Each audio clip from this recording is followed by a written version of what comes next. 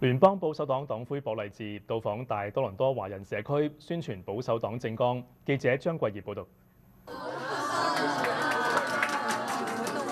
博勵治同列治文山南選區保守黨候選人何樂軒同華人社區民眾見面，隨後發表講話。佢批評總理杜魯多上任9年嚟，引起多個社會民生問題，包括將國內生活物價同樓價推高至國民難以負擔水平，訂立過於寬鬆嘅違禁藥物同刑法制度，令國內濫藥問題同犯罪率飆升。此外，自由黨政府設立嘅多項稅收加劇國民經濟負擔。佢表示係時候由保守黨嚟矯正自由黨嘅錯誤。So we can bring home the country we knew and love, a country where hard work earns a powerful paycheck buying affordable food, gas and homes in safe neighborhoods.